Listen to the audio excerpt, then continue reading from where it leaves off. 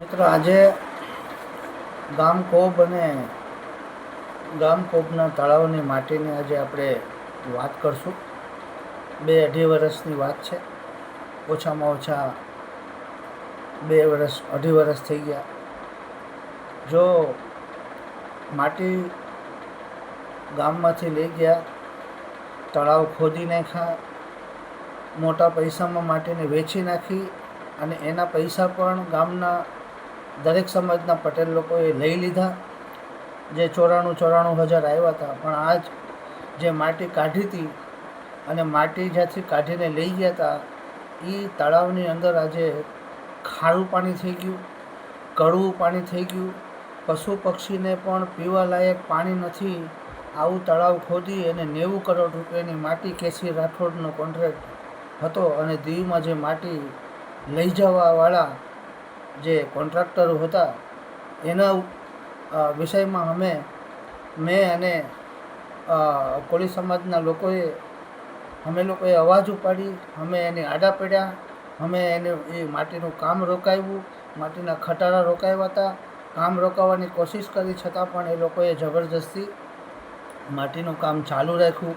માટી કાઢી ગયા અને ક્યાંક ને ક્યાંક જાડું મોટું સેટલમેન્ટ કરી અને થોડા ઘણા પૈસાનું સેટલમેન્ટ કરી અને ગામના સરપંચ અને અમુક ગામના સમાજના પટેલ લોકોએ પૈસાનો વહીવટ કરી અને પંચાયતમાં પૈસા લીધા.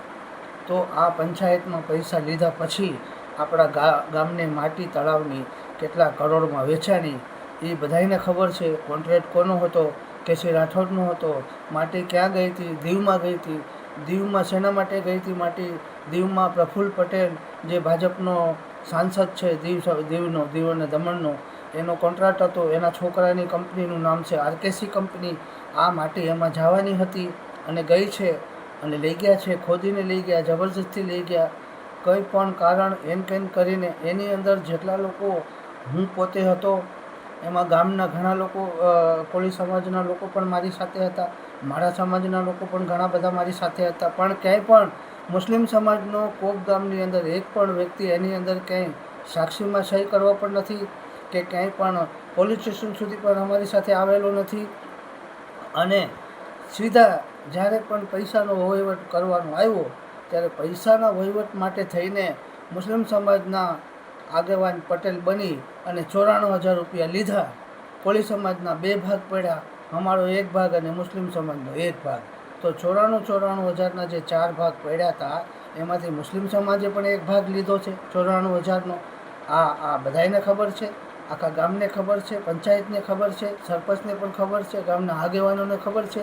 પણ જે વસ્તુની જે પહેલ કરીને, જે વસ્તુની અંદર અમે જે લડત કરીને, જે માટીવાળાની સાથે અમે લોકો જે લડ્યા, જે પોલીસ ફરિયાદી અમે બન્યા, ખટારા અમે પોલીસ સ્ટેશન સુધી એના એરેસ્ટ કરાવ્યા, ખટારાની ઉપર FIRઓ કરાવી, એની અંદર અમે સહી કર્યું. પણ ક્યાંય પણ એની અંદર ક્યાંય પણ મુસ્લિમ સમાજ હતો? એક મુસ્લિમ સમાજનું નામ હોય તો મને કહો કે ભાઈ આની અંદર એક મુસ્લિમ સમાજ પણ હતો. જ્યારે આ વિષયની અંદર અને ગામની અંદર જ્યારે ભ્રષ્ટાચારની વાત આવી અને ગામની અંદર 48 લાખ રૂપિયાના કામ થયા એવું ભાજપના જે ચૂંટાયેલા તાલુકા પંચાયતના જે બીજલભાઈએ જે લેટર જારી કર્યો હતો, એ લેટર અમે લોકોએ અપ્રોચ કરી અને એની અમે પ્રિન્ટ કઢાવીને એની વિષયમાં અમે જ્યારે વાત કરી કે ભાઈ હવે આની અંદર અમારે સ્થળ તપાસ કરાવવાની છે, તો આની અમે અરજી તૈયાર કરી.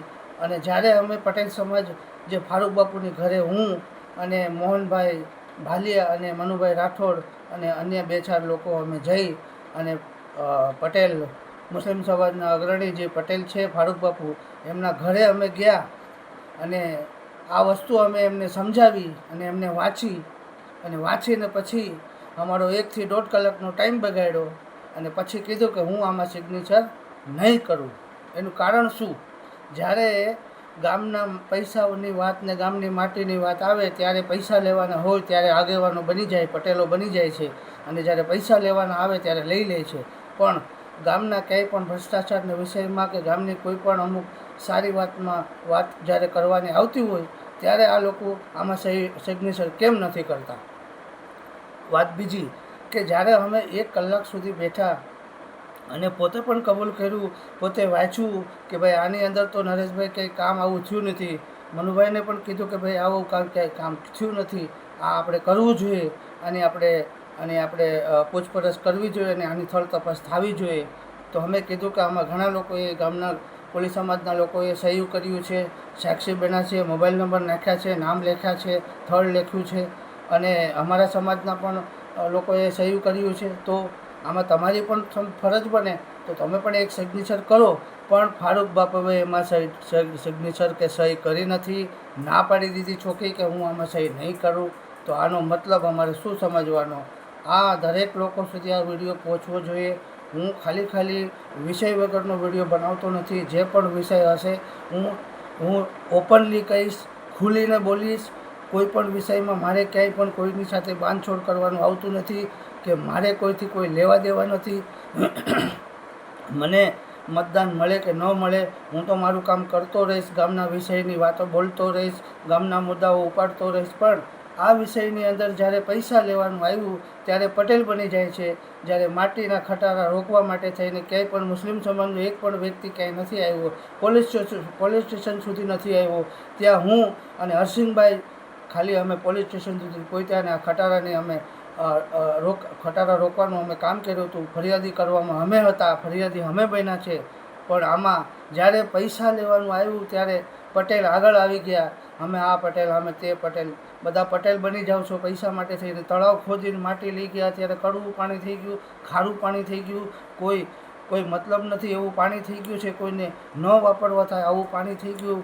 ખેડૂતને કેટલું નુકસાન થશે આ વિષયમાં કોઈએ વાત નથી કરી. છતાં પણ જે પાણી જે બગડી ગયું છે એ તળાવની અંદર જે ખોદીને લઈ ગયા છે માટી કેસી રાઠોડ, આ તમે વિચાર કરો કે આજ પાણી એ પ્રાણી પક્ષીને પણ પીવા માટે લાયક નથી રહ્યું આવું પાણી.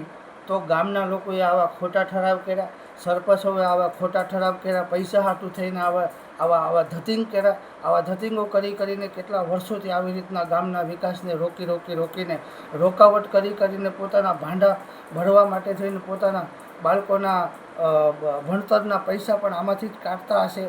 તો આ રીતે જે મુસ્લિમ સમાજ ગામની સાથે જે પણ ધોખાધડી કરે છે અને પાછળને દરવાજેથી ક્યાંક ને ક્યાંક બીજો વ્યવહાર કરે છે, આ ચલાવી દેવામાં નહીં આવે. હું દરેક સમાજને કહું છું કે કોપની અંદર જે કાંઈ આટલા વર્ષો સુધી થયું, પણ હવે જે પણ વિષય હશે હું તમારી સામે લઈ આવીશ, ખુલીને લઈ આવીશ. હું કોઈનો ગુલામ નથી કે હું કોઈના નીચે દબાણમાં નથી. મારો વિષય છે એક જ કે જ્યારે તમારે આમાં સહી કરવાની આવતી હતી આ લેટરની અંદર કે ભાઈ આ કામ 50 લાખ રૂપિયાના થયા નથી અને થયા હોય તો થળ તપાસ કરવાની થાય. અમે જ્યારે ફારૂક બાપુની ઘરે ગયા તો આ લેટરમાં સહી કેમ ન કરી દીધી, સહીની ના કેમ પાડી દીધી? આ વિષય છે. આ વિડીયો બધા સુધી શેર કરજો. આ વિડીયો બધાને જાણકારી માટે થઈને બનાવું છું. કોપ ગામની અંદર હવે આવી કોઈ પણ વસ્તુ બનશે તો નરેશભાઈ ચલાવી દેવામાં નહીં આવે, કારણ કે રાજકારણ અમને પણ કરતા આવડે છે. તમે જે ગામની અંદર બેસીને રાજકારણ કરો છો, પણ અમે દિલ્હી સુધી રાજકારણ કરીએ છીએ. અને ધ્યાન રાખજો, હવે પછી કોઈ પણ વસ્તુનો ક્યાંય પણ જો પૂરચૂક થઈ અને જેમને પૈસા લેવાનું આવ્યું સમાજની રીતે ત્યારે તમે પટેલ બનીને પૈસા લઈ લીધા, અને જ્યારે ગામના ભ્રષ્ટાચારની અંદર જ્યારે સહી કરવાની આવી ત્યારે તમે ના પાડી દીધી. ફારૂક બાપુને કહું છું, મુસ્લિમ સમાજના અગ્રણી કોપ ગામ ફારૂક